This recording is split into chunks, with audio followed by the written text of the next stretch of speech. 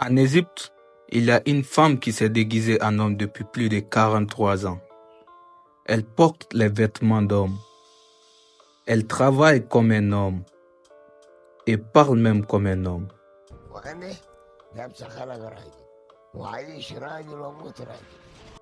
Qui est-elle?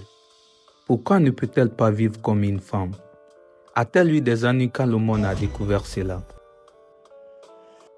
Dans la ville de Luxor, en Égypte, se trouve cette femme qui s'appelle Chissa.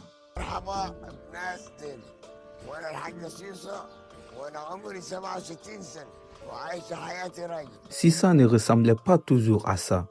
En fait, il a 43 ans. Elle ressemblait à ça. Avec un mari et une fille. Mais ensuite, son mari est décédé.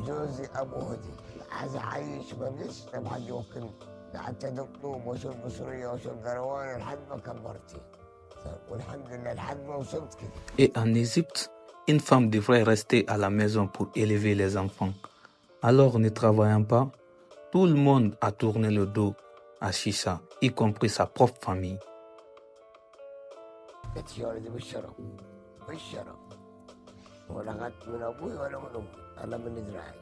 Elle était au bout de la souffrance, elle et sa fille avaient besoin d'une figure paternelle pour leur donner de la nourriture et la sécurité.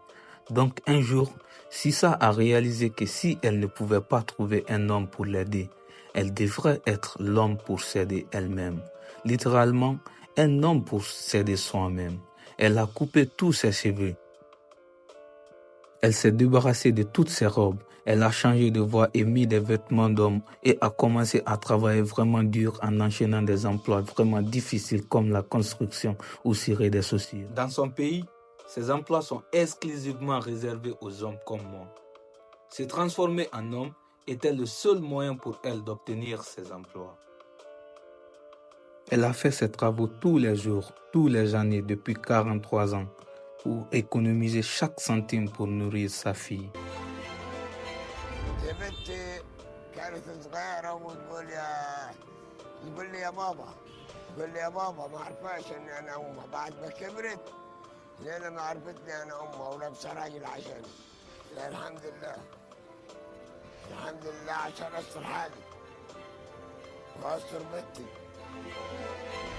Chissa est devenu plus fort que la plupart des hommes, pas seulement physiquement, mais aussi mentalement. Et après toutes ces décennies de souffrance en silence, Chissa a finalement été remarquée et elle est passée à la télévision égyptienne et a été honorée par le président comme une mère de combat idéale.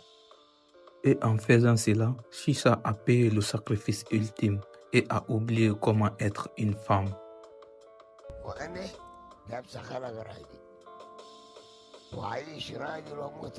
Maintenant, cette vieille dame de 67 ans s'habille encore comme un homme et fait cirer des chaussures pour gagner sa vie. Cette histoire a une fin heureuse et triste.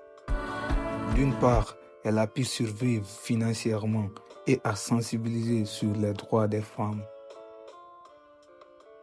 Mais n'oublions pas d'un autre côté, il y a des millions de femmes qui souffrent encore en silence et qui ont l'impression de devoir abandonner leur sexe pour juste avoir les mêmes opportunités que les hommes.